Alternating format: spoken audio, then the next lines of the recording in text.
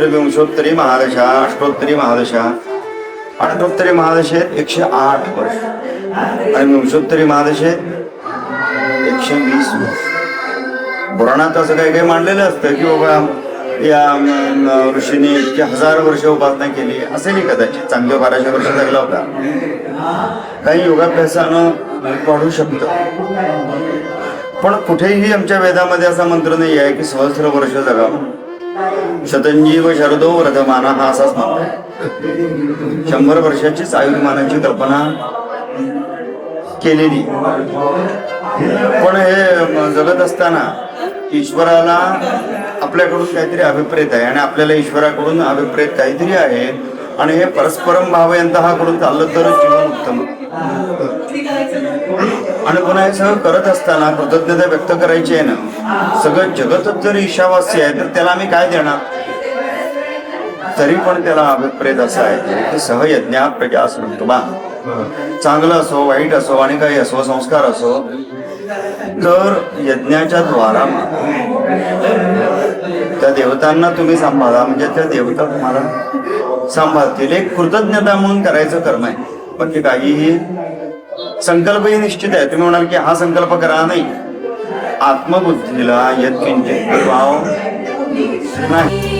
नमः शिवाय सांबाय परये परमात्मये प्रणतद्वेषनाशाय योगेनामृतये नमः.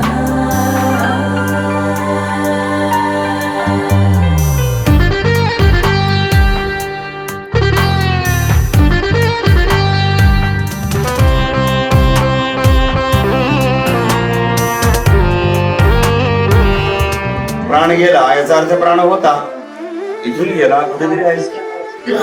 तृप्यंती तर्पयंती येन पितॄन् तत्तर्पणम. ज्याच्या योगाने पितरांची तृप्ती होते त्याला तर्पण म्हणतात. आणि हे तर मंगल श्राद्ध आहे. ते काय म्हणतात, आमच्या नावानं फक्त पाणी सोडा.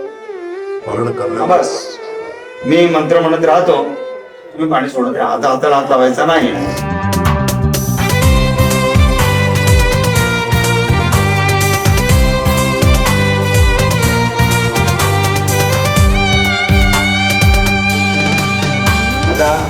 प्रत्येक शांतीला नाव निराळे, प्रत्येक शांती मागचा हेतू निराळा.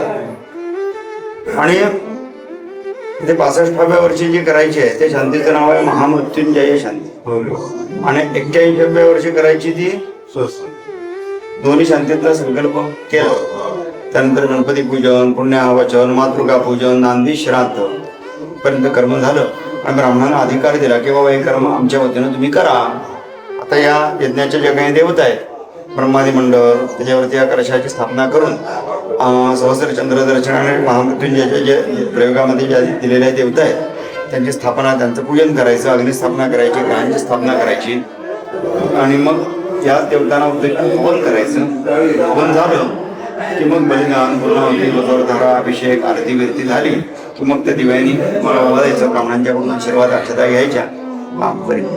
आता आम्हाला अधिकार दिलेला आहे. नीलकंठं विरूपाक्षं निर्मलं निलयप्रभं नमामि शिरसा देवं किं नो मृत्युं करिष्यति वामदेवं महादेवं लोकनाथं जगद्गुरुं नमामि शिरसा देवं किं नो मृत्युं करिष्यति. नमः शिवाय सांबाय